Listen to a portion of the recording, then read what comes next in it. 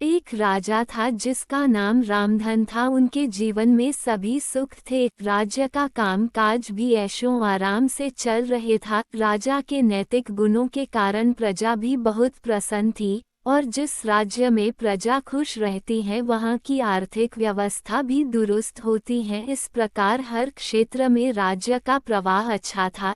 इतने सुखों के बाद भी राजा दुखी था क्योंकि उसकी कोई संतान नहीं थी। यह गम राजा को अंदर ही अंदर सताता रहता था। प्रजा को भी इस बात का बहुत दुख था। वर्षों के बाद राजा की यह मुराद पूरी हुई और उसे एक पुत्र की प्राप्ति हुई। पूरे नगर में कई दिनों तक जश्न मना। नागरिकों को राजमहल में दावत दी गई। राजा की इस खुशी में प्रजा भी झूम रही थी। समय बीतता जा रहा था। राजकुमार का नाम नंदन सिंह रखा गया।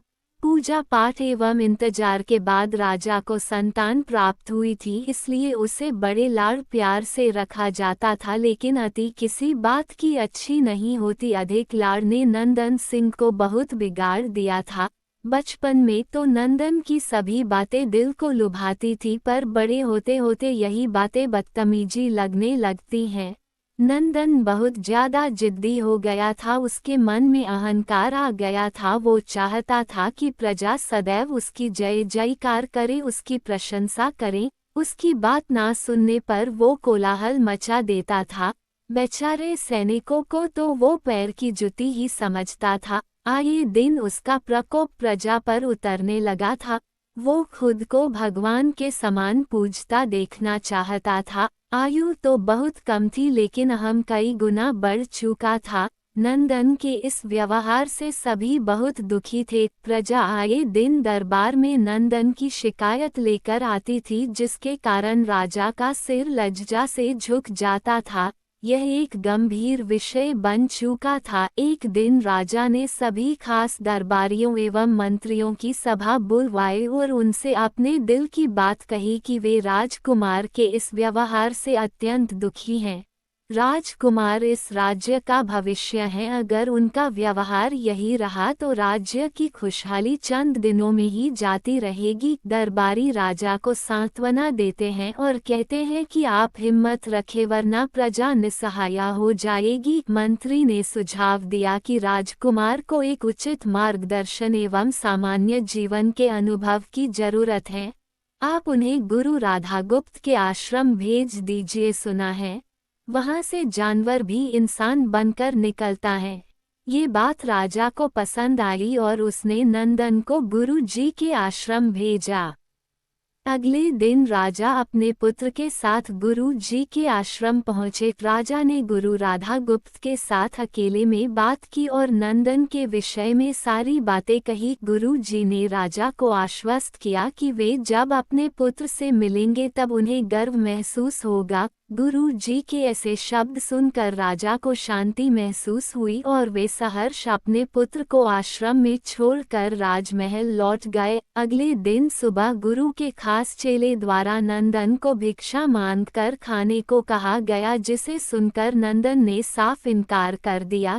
चेले ने उसे कह दिया कि अगर पेट भरना है तो भिक्षा मांगनी होगी और भिक्षा का समय शाम तक ही है, अन्यथा भूखा रहना पड़ेगा। नंदन ने अपनी अकड़ में चेले की बात नहीं मानी और शाम होते होते उसे भूख लगने लगी, लेकिन उसे खाने को नहीं मिला। दूसरे दिन उसने भिक्षा मांगना शुरू किया। शुरुआत में उसके बोल के कारण उसे कोई भिक्षा नहीं देता था, लेकिन गुरुकुल में सभी के साथ बैठने पर उसे आधा पेट भोजन मिल जाता था। धीरे धीरे उसे मीठे बोल का महत्व समझ आने लगा और करीब 1 महीने बाद नंदन को भर पेट भोजन मिला, जिसके बाद उसके व्यवहार में बहुत से परिवर्तन आए। इसी तरह गुरुकुल के सभी नियमों ने राजकुमार में बहुत से परिवर्तन किए, जिसे राधागुप्त जी भी समझ रहे थे। एक दिन राधागुप्त जी ने नंदन को अपने साथ सुबह सवेरे सैर पर चलने कहा। दोनों सैर पर निकल गए। रास्ते भर बहुत बातें की। गुरु जी ने नंदन से कहा कि तुम बहुत बुद्धिमान हो और तुम में बहुत अधिक ऊर्जा है, जिसका तुम्हें सही दिशा में उपयोग करना आना चाहिए। दोनों चलते चलते एक सुंदर बाग में पहुंच गए, जहां बहुत सुंदर सुंदर फूल थे जिनसे बाग महक रहा था। गुरु जी ने नंदन को बाग से पूजा के लिए गुलाब के फूल तोड़ने कहा। नंदन झट से सुंदर सुंदर गुलाब तोड़ लाया और अपने गुरु के सामने रख दिए। अब गुरु जी ने उसे नीम के पत्ते तोड़कर लाने कहा। नंदन वो भी ले आया। अब गुरु जी ने उसे एक गुलाब सूंघने दिया और कहा, बताओ कैसा लगता है। नंदन ने गुलाब सूंघा और गुलाब की बहुत तारीफ की। फिर गुरुजी उससे नीम के पत्ते चखकर उसके बारे में कहने को कहा। जैसे ही नंदन ने नीम के पत्ते खाए उसका मुंह कड़वा हो गया और उसने उसकी बहुत निंदा की और जतर कतर पीने का पानी ढूंढने लगा। नंदन की ये दशा देख गुरुजी मुस्कुरा रहे थे। पानी पीने के बाद नंदन को राहत मिली। फिर उसने गुरुजी से हंसने का कारण पूछा। तब गुरुजी ने उससे कहा कि जब तुमने गुलाब का फूल सूंघा तो तुम्हें उसकी खुशबू बहुत अच्छी लगी और तुमने उसकी तारीफ की, लेकिन जब तुमने नीम की पत्तियां खाई तो तुम्हें वो कड़वी लगी और तुमने उसे थूक दिया और उसकी निंदा भी की। गुरुजी से नंदन को समझाया, जिस प्रकार तुम्हें जो अच्छा लगता है तुम उसकी तारीफ करते हो, उसी प्रकार प्रजा भी जिसमें गुण होते हैं उसकी प्रशंसा करती है। अगर तुम उनके साथ दुर्व्यवहार करोगे और उनसे प्रशंसा की उम्मीद करोगे तो वे ये कभी दिल से नहीं कर पाएंगे।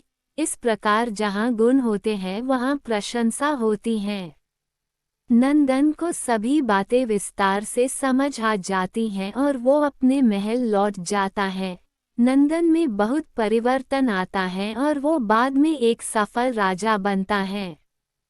कहानी की शिक्षा। गुरु की सीख ने नंदन का जीवन ही बदल दिया। वो एक क्रूर राजकुमार से एक न्यायप्रिय दयालु राजा बन गया। इस कहानी से हमें यही शिक्षा मिलती है कि हम में गुण होंगे तो लोग हमें हमेशा पसंद करेंगे, लेकिन अगर हम अवगुणी हैं तो हमें प्रशंसा कभी नहीं मिल सकती।